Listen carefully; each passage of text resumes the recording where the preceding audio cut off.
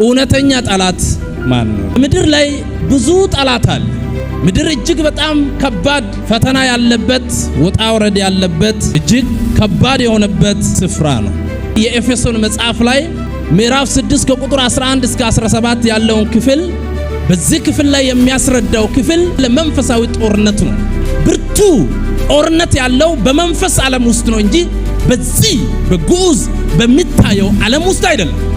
ዓለም ላይ ያለው እና አሜሪካም አረብም ሁሉ ጦርነት ቢያካሄዱ ያ ጦርነት እናንተ የምታዩት ጦርነት ጀመራ በመንፈሳዊ ዓለም ውስጥ ተካሂዷል። በመንፈሳዊ ዓለም ውስጥ የተካሄደው ጦርነት ነው በግዑዝ ዓለም ውስጥ የሚካሄደው ጦርነት። ሐዋርያው ጳውሎስ ሲጽፍ በኤፌሶን መጽሐፍ ላይ ምን ይላል?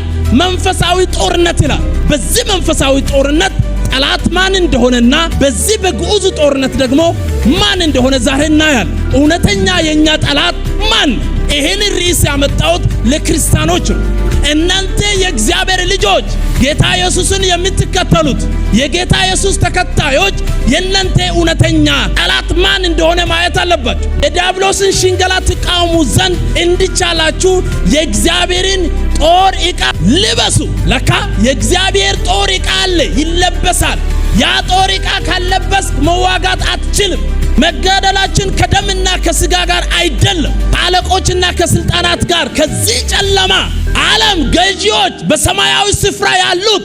ለምሳሌ የኛ ጠላቶች ብዙ ሰው የሚያስበው በምድር ብቻ አይደለም፣ በሰማያዊ ስፍራ ሁሉ እነዚህ ጠላቶች በሰማይም ሁሉ አሉ። ብዙ ክርስቲያን የሚሸወደው እነዚህ ጠላቶች በምድር ላይ ብቻ የሚዞሩ ይመስላቸው አይደለም፣ በሰማይም አለው። ክርስቲያኖች 3 መራራ ጠላቶች ያጋጥማቸዋል። አንደኛው ጠላት ዓለም ነው። ሁለተኛው ጠላት ስጋ ነው። ሶስተኛው ጠላት ዲያብሎስ ነው። ዓለም የራሱን የቻለ ጠላት ነው ለኛ። ይሄ የለበስነው ስጋ ሁለተኛ ጠላታችን፣ ሶስተኛ ጠላታችን ደግሞ የመጨረሻው ዲያብሎስ ነው። እነዚህ ጠላቶችን መጽሐፍ ቅዱስ ምን ይላል? መራራ እንዱ ዝም ብሎ አንተ ነካ አርጎ የሚያልፍ ጠላት ሳይሆን እጅግ የሚመሩ መራራ የማይታኘኩ ጠላቶች። ዓለም ጋር መዋጋት ማለት በመንፈስ ዓለም ነው። ከስጋ ጋር መዋጋት ማለት በመንፈስ ዓለም ነው። ዲያብሎስ ጋር ይዋጋሉ ካል በመንፈስ ዓለም ነው። እነዚህ ጠላቶችን በምንድን ነው የምንዋጋው?